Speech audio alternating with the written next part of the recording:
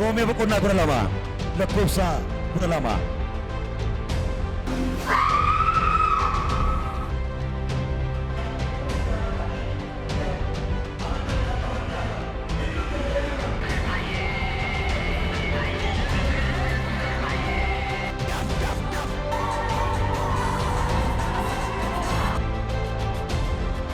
Bukan asal bayi wadi boje, gaman terasa Maria Fidera.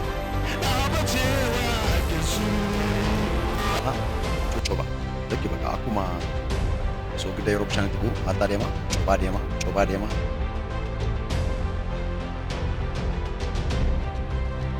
Tadi, kung kayo sukuba. Anang gabal kang pagkakabena nung kubahan natin ito. Wanti hundumtuu dukkanaa'eera. Abdiin hin jiru.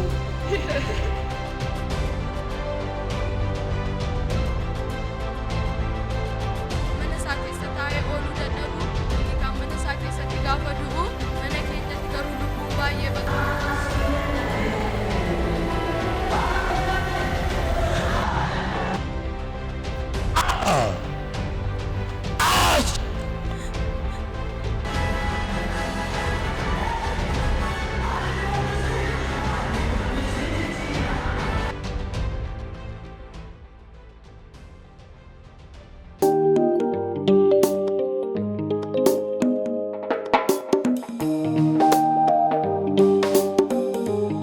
Baga nagaan dhuftanii maqaan keessanii eenyu eessarraa dhuftanii oolmaa waaqayyo isiniif oole immoo lafa kanarratti dhugaa ba'uu dhuftanii maalidha? Maqaan koo Abbaanesh Buliin jedhama. Asuma magaalaa Naqamtee ganda duwwaa afurirraan dhufe. Inni na bukkee dhaabata kun mucaa koo Abdiin Daalee jedhama. Isheen kun Kennaan Daalee jedhamti. Oolmaa waaqayyoo naaf oolee baay'eedha. Lakkaa'amees tilmaamamees bira ga'uu hin danda'amu. Lafa kanarratti waaqayyo waan baay'ee naa godhe. 2004 kan gara waldaa kanaa dhufe. Gaafa dhufe rakkina baadhee, hiyyummaa baadhee, dhukkuba baadheen dhufe. Isa taansee waa'ee mucaa kanaa baay'ee dhukkubaan ture waggaa tokkoffaa isaa irratti 2003 dhalate inni 2004 kan inni qabame waggaa tokkoffaa isaatti du'aa isaa baadheen gara waldaa kanaa dhufe jechuudha. Gaafa dhufu afaan isaa keessi dhumaadha, mana kiimiin hin geessinu hin jiru. Utuun dhufin dura mucaan keessan baay'ee dhukkubsata ture. Mee eessa geessaniittu? Mana kiimiis geesseera, mana kiimii lafin hin geessinu iyyuu hin jiru. Mana kiimii irra darbee iyyuu lafa sagantaan jiru kadhannaa mandaraa iyyuu ta'e waldaas ta'e iddoon hin geessinu iyyuu hin jiru. Waa tokko natiin tokko iyyuu hin jiru ture. Afaan isaa keessi dhumaadha, waa tokko bakka harma nodhu, waa tokko iyyuu hin qammasu ture. Namatu dhugaa naa baa ture waa'ee waldaa kana yeroo sana. Lakkii iddoo sanatti geessi, iddoo kan biraatti geessitee dadhabdeetta, achi yoo geessite hin fayyitaa. Sagantaan tokko bana beeraanaa jettee abbittiin. Jennaan ba'aati immoo kanuma ofumaa mandararra jooruun maal naa godhaa adduma naqoo waaqayyootu jira achitti hin fayyisuu hin jedheeni achi gaafa qidaamee dhaqanii isaa fudhadheen gara waldaa fayyinaa dhufan ture gaafa dhufu bishaan dibataa yeroo sana tajaajiltoonni keessa deemanii aayilaandiitti xinnoo namaa cobsu turan malee akka kana miti fuudhee nanoo aayilaandiitti fuudhee qadaadde aayilaandiitti naqeenii afaan isaatti naqan ture afaan isaatti naquu duwwaatu hin taane anaanis baay'ee harma koo kana humna ol na dhukkuba ture. Harma koo bitaa kanadha kan kubbuu harkaan hooqee dadhabee mukaan hooqan ture dhiiga darbata yeroo sana achi yeroo mana afaan isaatti bishaan dibataa kana naqee nanna isaatti xinnoo diddibu yeruma sanaa kaasee iji isaa baay'ee galagalee ragaa isheen gurraattiin jala ooltee iji isaa inni adiin irra keessa galagalee du'aama isaan baadhee deema malee jiraayyuu hin jedhamu utuun as hin fidin duraanii isaan booddee gaan bishaan dibataa kana afaan isaatti naqee nanna isaatti diddibu iji isaa yeruma sanaa kaasee inni adiin irra keessa oolee deebi'ee iddoo isaa duriitti deebi'ee inni gurraachi irra keessa oolee mucaan yeruma sanaa kaasee harma koo sana dhukkubu dhiiseen isa fayyaatti qabe. Gaafa isa fayyaatti qabu yeruma sanaa kaasee harma hodhuu jammare mucaan inni kun jechuudha inni hodhu harma ciraamayyuu lagateera. Afaan isaa keessi tortoruu keessa ba'ee hafuurri isaa iyyuu ofitti nama butu ture. Isaan booddee tuma achi teenyuu liyyinatti ma argisiisaa dhufe iddoo sana illee na yaadadha. Battaluma sin bishaan dibataatti gootanitti harma sin hodhee ijji isaa inni galagalee iddootti deebi'ee asumatti fayyee battalumatti. Yeruma sana asumatti daqiiqaama sana gidduutti fayyee harma hodhuutti ka'e. Mee battalatti nama fayyisu hafuura qulqulluu eebbisaa saba waaqayyoo.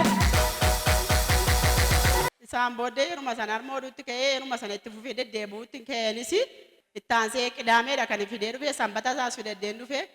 Mee achi geessi iddoo biraa geessitee yoo dadhabdeen fayyitaa jedhanii hin fayyi atis hin fayyitaa mucaan keessa hin fayya jedhanii harmi keessan illee madaa akka ture dubbachaa turtanii mucaan keessan asumatti fayyeessinoo akkam taatanii Ani sasumatti hin fayyee bishaan dibataatti goggodhadhee utuun mana kiimii dhaqeera ta'e wanta ittiin naquyyuun qabu baay'ee ani nama gaddeebituudha waldaa kana keessatti waaqayyo tokko jedhe jireenya koo jammare malee nama waan nyaatanii bulan iyyuu hin qabne nama waa tokko iyyuu hin qabne biddeen boobee nama birrii tokkotti sadii fa'aa bitatee nyaatuun ture minaan daakkadhee iyyuu hin beeku minaan kiiloo 10 iyyuu turu xaasaadhaan iyyuu gabaa keessaa kan hin bitee gaafa birrii argadhu daakkadhu boobee ture malee ijjitaa fi iyyuu keessa hin jiru ture. Ishee iyyuu gaafa wanta ittiin daakkadhu dhabummoo biddeenii feestaalitti bitee nyaadha malee waa tokko iyyuu hin jiru ture. 2004 gaafa waldaa kana dhufuu kaasee garuu waaqayyo tokko jedhee jireenya koo jammare duraan dursa fayyina ijoollee fayyina mucaa koo kanarraa jammare taansii kanarraa jammare utuu mana kiimii dhaqeera ta'e isa iyyuu wanta ittiin geessu hin qabu ishee man qabuun iyyuu san mana kiimiirra naanneessa mucaa isa kana ani immoo wanta ittiin naqu hin qabu mucaa koo isatu naa dursa inni naaf fayyu jedhee naanneessa utuu naqee yookaan kaanseriidha jedhu yookaan accitu jedhu yoo cite immoo jira ammi jiraadhu muraasuma dhagaa waaqayyo kan hundumaarraa bishaan dibataadhaan mucaa koo naa fayyisee anaanis immoo harma cituurraa na ooshee kunoo amma nagaadha innis nagaadha harmi koos fayyaadha waaqayyoon naa galateeffadha. Nagaa kan taasan harka walitti buusuudhaan ililleedhaan eebbisaa gooftaa. Taansee waaqayyo jireenya koo egaasumatti jammare jedheera. Tokko jedhee magaafa nama waaqayyo nama gargaaruu jammaru wanti waaqayyoon dhowwuyyuu hin jiru. Jireenya koo tokko dheessitti jammaree ittuma fufee 2005 itti fufee 2006 itti fufee utuma jedhu waaqayyo jireenya koo jijjiiraama geeddaraama dhufe amma jedhee amma waaqayyo waan godhurrumaa jala nama geeddaraa deema malee jireenyi koo ittuma fufaa dhufe waaqayyo mana koo isaanii kaleessa biddeen birrii boobee waa tokko hin qabne bitee nyaaddu xaafii baatee mana isaanii nama gashuun arga jedhanii abbaan mul'ataa fa'aan dubbatu turanii xaafii kana 50 kiiloo san gashuus qabaa. An kiiloo 30 gashuufis qabaa jedhee hafuurri qulqulluun karaa isaaniin dubbata ture. Tokko jedhee gaafa jammaru waaqayyo xaafii adii qulqulluu waa tokko hin qabne mana koo gashuutti ka'e amma 50 kiiloo daakkadheen gashachaa jira. Raafa waaqayyo na jiraachisaa jira. Beelli kaleessaa nafee dheebuun kaleessaa nafee maaddii irraa kam jedhanii nyaachuun kaleessaa irraa nafee raafa waaqayyo na jiraachisaa jira. Ijoollee koollee waaqayyo maaddii namaa laaluu irraa har'a waaqayyo raafa na jiraachisaa jira. Waaqayyo naa galateeffadha. Itti fufee immoo kan inni dhugaa ba'uu barbaadu utuma kana jennee waaqayyo nu eebbisaa jiru abbaan mul'ataa fa'aas ba'anii waa dubbatu turanii waaqayyo wanta itti dubbate dubbaas ba'anii dubbatu isaan booddee iddoo aarsaa kanarra jedhanii dubbatu turanii nama sadiitu waa taa'ee mari'ata jedhanii dubbatu namni sadan kun tokko ijoollee xinnoodha namni lama immoo jajjaarsa gurguddaadha jedhanii dubbatu turanii isaan maal hin mari'atu hin jedhanii ma waa mari'atu jennaan maalidha jedhee man taa'ee ilaala jedhanii dubbatu. Oddoo namoonni kun dhufanii dhadhaabatanii ija boqqolloo wayii fuudhee kennaaf jedhanii dubbatu turan gaafa sana. Namoota filatu jaarsoliin kun yookiis namoonni mari'atanii namoota utuu isaan filatanii arge namoota filataniif immoo ija boqqolloo kan fakkaatu laatanii dhaabbadhu ittiin jedhu jedhee waaqayyo dubbate. Dhaabbadhu jedhanii waaqayyo akkas jedhee dubbata jedhanii dubbatu. Yeroo abbichi yeroo warri ija boqqolloo kana fudhatan gad jedhee dhaabbatan immoo warri sun immoo biyyootti deddeebisuufi jedhanii dubbatu turanii. Isaan booddeetuma isaan akkas jedhanii dhaabatanii mul'ata kana nutti dubbatanii ani immoo gajjallaa kanan ta'an ture. Mucaan koo isheen kun utuma dhaabattee waaqayyo utuma tajaajilarra jirtu fuuluma koo duratti kufti turte isheen durbaanii. Fuuluma koo duratti gaasheen kufti tajaajiltoonni qabanii gara fuulduraa kanatti as baasu. Namni tokko waa gochuun akka danda'etti irree deemee itti himu. Ija boqqollootti kenname sanaa warri filataman sun baatee mana dhaabbatu. Sadaffaa sareen isaanii wayyaa isaaniitu geeddarama. Sina yeroo ilaalaa ture wayyaa isaan uffatan akkuma keenya kana wayyaa adda addaati. Amma garuu maal ta'ama? Gaawonii uffatu. Gaawonii isaan uffatan garuu gaawonii yeroo baay'een uffatee tajaajilu uffataniitu namoota filatan sanaa maal jedhuuni akka waan isaan sina ilaalanii amma deebiin wadaaranitti waan inni qabu waan isheen qabdu maal ta'a? Laphee isaanii gubbaatti bakkee isaanii irratti hin barreeffama. Tokko lamaan hin barreeffama. Dura dhaabbatu wayyaa isaanii gubbaatti garraa kaasee maga jalatti kanadhaa hin barreeffama.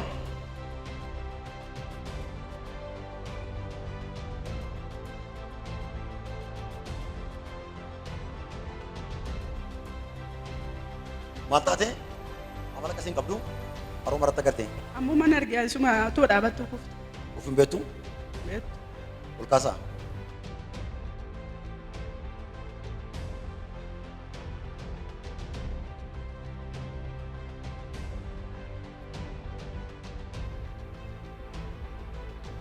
Amala akkasii hin qabdu? Hin qabdu. hin qabdu. Maqaa Yesuus Kiristoos nama Naazሬትን በጌታ በኢየሱስ the name of Jesus Christ power. Jesus Christ. The name of Jesus. በኢየሱስ በጌታ በኢየሱስ በጌታ በኢየሱስ እኛቱ መቃ ኢየሱስ ክርስቶስ ነው ናዝሬትን እኛቱ መቃ ኢየሱስን አት በኢየሱስ ስም the name of Jesus መቃ ኢየሱስ ክርስቶስ ነው ልቡን ተደብኡ መቃ ኢየሱስን መቃ ኢየሱስ ክርስቶስ ነው ናዝሬትን በኢየሱስ ስም out the name of Jesus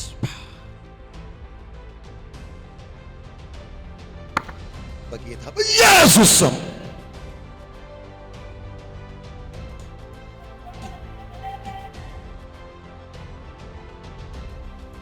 ልቡን ተደብኡ መቃ ኢየሱስን ልቡን ተደብኡ መቃ ኢየሱስን ልቡን ተደብኡ መቃ ኢየሱስን out out out out out Jesus Christ power the name of Jesus thank you mama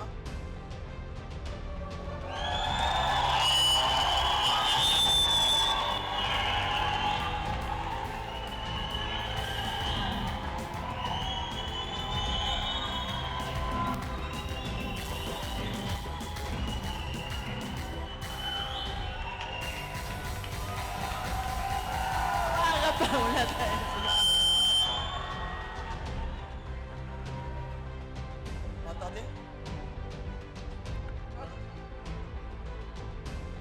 Natti dhaabbachaa ture. Natti dukkaana ooftan iddoomti kun dukkaana natti ta'e achi akkan ta'in beeku achi booddee garuu. ስትሉ ከናይ መቃ ኢየሱስ ክርስቶስ ነው ናዝሬትን እኛቱ መቃ ኢየሱስን አፉረ አሎተኛቱ አፉረ አሎታ ባሩ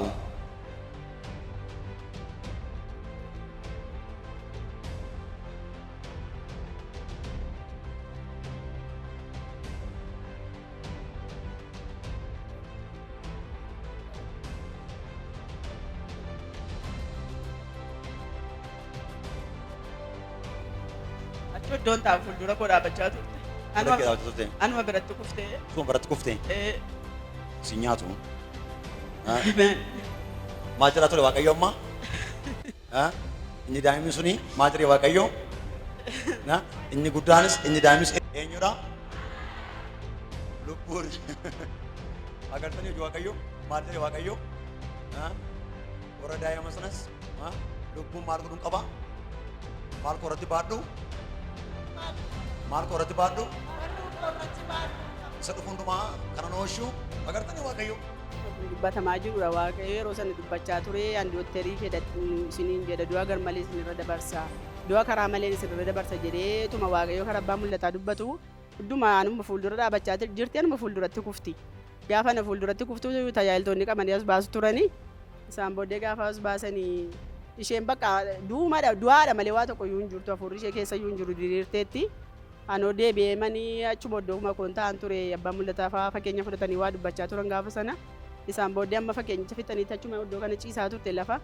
asii iddoo aarsaa irratti qabanii ol baasanii kadhatuuf turan hafuura ergamaa du'aa jedhanii hafuura dhaloota baartu jedhanii irraa ifatu turani isaan booddee eegii irraa ifatanii irraa kadhatanii eegii ka'anii qaxxattee makaatee harka ishee gaafa isaan qabanii dhaabachiisan kaatee dhaabatte isaan booddee fayyaa ishee guutuu taate yeroo sanatti nagaa madawaa tokko yoo jiru amma irraatti Maaltu ta'e mucaan keessanii akkam taate maaltu irratti ta'e?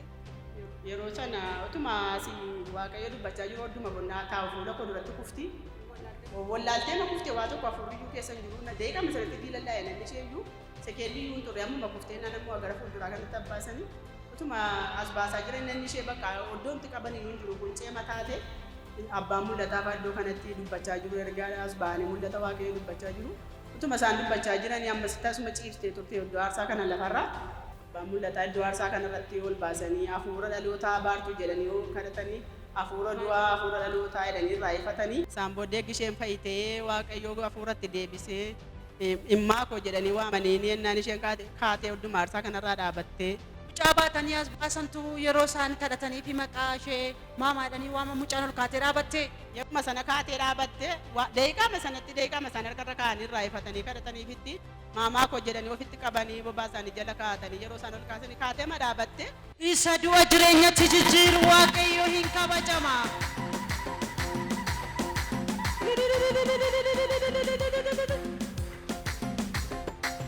Harmeen keefaa waan baay'ee dubbataniiru. Akkati of wallaaltee kuftee yookiis immoo dhanni ishee illee dilallaa ture jedhanii mee akkamitti kuftee maaltu ta'e gaafa sana jireenya kee irratti waan yaadattu qabdaa utuu of hin wallaalin dura? Achuma bukkeenaa badhan ture gaaficha abbaa murtaa asirraa ergaa dubbatu turanii ituma dhaabadhu iddoo aarsaan kun natti dukkanaa ture. Iddoon kun adiidha garuu natti dukkanaa ture. Achi ija koodhaa jedhee ija koon xaxxara gadhee na didee achi siqeen girgidaa qabadhee dhaabbadha gaafan jedhu na didee miilli koonaa dhaabachuu jechuudha. Achi booddee akkuma siqee ombariin tokko ilaaluu dadhabee achi girgiddaa qabadhee dhaabbadhee dheetuma itti sissiqu ombariin tokko duwwaadha. Ombaricha irraan taatuma jedhee deemaa jiru nan dadhabe nan kufee maal akka ta'e hin beeku yoo nan kufee sanatti haadhi koo hin kuftee maaliin godha sasheen jette nan dhagee. Booddee iddoo aarsaa irratti of agartee kufuu kee duwwaa argitee gaafa as baasanii waan tokko waan beektu hin qabdu? Hin qabu waan hin beeku tokko hin qabu. Waaqayyo oolmaa baay'ee isiniif oolee deddeebi'ee seexanni lubbuu keessan yookiis jireenya maatii keessanii balleessuu barbaada akka ture isin dhugaa ba'aa turtanii Waaqayyo garuu deddeebi'ee isin oolchee ooluu keessanii fi waan dubbattan qabdoo jireenya keessan irratti waan Waaqayyo hojjete. Ooluu kootii fi oolmaa guddaatu natti dhaga'ama. Mana koo Waaqayyo oolchee lubbuu koo Waaqayyo lubbuu wallaalota kana Waaqayyo oolchee ani waa tokko iyyuu gochuuf hin danda'u yeroo sana utuu mana jirti ta'es waa tokko iyyuu hin godhu mana kimitti fuudhee fiiga waaqayyoon ni deeqaa gidduutti sekeendii gidduutti jisaa waa arge waa gochuu danda'u garuu deeqaa sanatti mucaa koo isa kanas du'a ooshee ishee kanas du'a ooshee amma lamaa hundumti keenya iyyuu gammachuudhaan fuula waaqayyoo dura dhaabannee dhugaa isaa dubbachaa jirra. Kanaa waaqayyoo isa waan hundumaa danda'u isa waan hundumaa gararraa jiru kana isa du'a gar malee namarra dabarsu kana isa dunkaana gaddaa balbala namaarra hin dhaabne kana isa harka isaa irratti barruu isaa irratti baatee amma akka fedha isaa bakka jaalala isaatti nu geggeessaa jiru waaqayyoon naa galateeffadhaan jedha.